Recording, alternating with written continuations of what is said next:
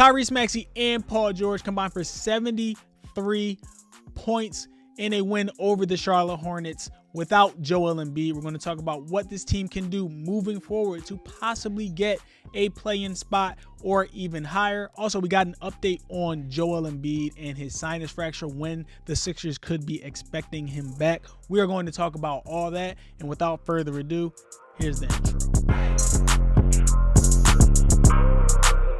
What's going on, Cliffhangers? We are back with another video. Remember, we are still on the road to 1,000 subscribers before the end of December. We are less than 60 subscribers away from that goal, so make sure you are hitting that like button, you hitting that subscribe button down below. It helps me. I would appreciate it. And remember, we're still in our 12 days of Cliffmas Christmas giveaway, where we are giving away a Sixers gift every day, every video on this channel. All you have to do is be a subscriber, like this specific video of the gift that you want, and you just have to comment the key phrase that I say in each of those videos. Yesterday, we gave away, or day 3, I guess, we gave away a Tyrese Maxey jersey. The winner of that Tyrese Maxey jersey is Captain Scoon.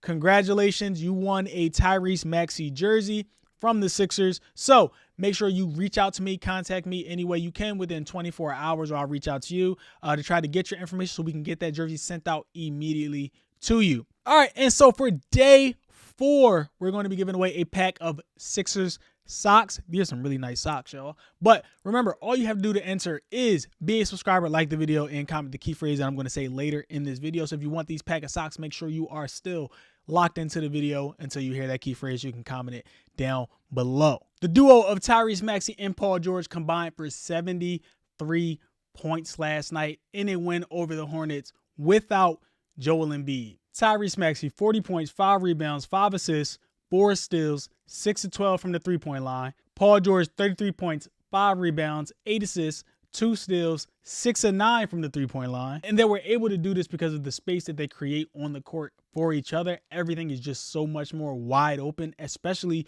when they're both hot.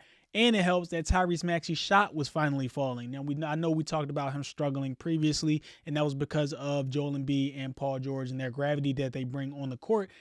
It kind of minimized where Tyrese Maxey can go when defenses were collapsing on him, forcing him to pass the ball. Also, he was getting good looks. His shot just wasn't falling. But it looks like Tyrese Maxey has found a little bit of his touch. He was able to get into his mid-range tonight, get into that in-between game. He was able to get to the rim a couple of times. And his shot was falling, and that's a major thing for Tyrese Maxey. If his shot's falling, he's essentially unguardable because you can't guard him up close. You can't back off of him. And if his floater's going in, he's essentially unguardable. But back to the space that those two provide for each other, like I said, they were able to get to wherever they wanted on the court. And the Hornets, you could tell they just didn't know how to guard them. You can't collapse everything on Tyrese Maxey because he's just going to be able to kick it out on Paul George. And you can't collapse on Paul George or blitz him off a double team because he is a good playmaker as well, and he is going to find the open man. And that's something that the Sixers did continuously last night. And I know it's something that I talked about earlier in the season and in the preseason, how Tyrese Maxey and Paul George were kind of doing this your turn, my turn thing. But last night, they didn't do that at all. All they did was play off of each other. There were a lot of things going on off ball that allowed for maybe Tyrese Maxey to get into a rhythm, or Tyrese Maxey to get an open look, or maybe Paul George to get an open look because of Tyrese Maxey's gravity and the defense so worried about him. But that duo of Tyrese Maxey and Paul George, I definitely think can get you to a play-in game. Even when you think about it, a team, you're like, all right, you have Tyrese Maxey and Paul George that's going to easily be a playoff team. We're just going to pencil them in. I think that they could still go on a run, even with Joel Embiid out for possibly the next week. I think this team is good enough. I'm not going to lie to y'all. I think they do need to add one more piece. Maybe I want to see them add possibly a knockdown shooter, because honestly, that game should have been over in the end of the third, beginning of the fourth quarter, but the Sixers allowed the Hornets to go on a run because the Sixers just aren't a consistent enough three-point shooting team to be able to deal that dagger that they need to end the game. But I think three straight times down the floor, Tyrese Maxey and Paul George were they dribbled into the paint. They kicked it out to a wide open shooter, maybe Gershon Yabusele or Kelly Oubre, like 3 different times. And it was just 3 different misses. And the Hornets were able to capitalize off of that, get on the break and get some easy points. And I think they cut down like a lead from 15 to 9 really fast. But if you go and acquire like a knockdown shooter, maybe like a 38%, 40% shooter, and you're able to have Tyrese Maxey and Paul George kick out to someone like that, also, it spaces the floor, and it also gives you the ability to keep teams at bay, keep them at arm's length, to where you can let them know, like, all right, you're not coming back in this game. Don't even give them that sort of life. Like I said, now you have that 15-point lead balloon up to 21 and not drop down to 9, because you just aren't a consistent enough three-point shooting team to where you could deliver that dagger. So maybe they go acquire a sharp, I don't know why I said sharp, but maybe they go acquire a knockdown shooter in order for them to continue to create the space on the floor to allow Tyrese Maxey and Paul George to work. All right, so we are still in our 12 days of Christmas giveaway. We are on day 4. Today, we are giving away a pack of Sixers socks.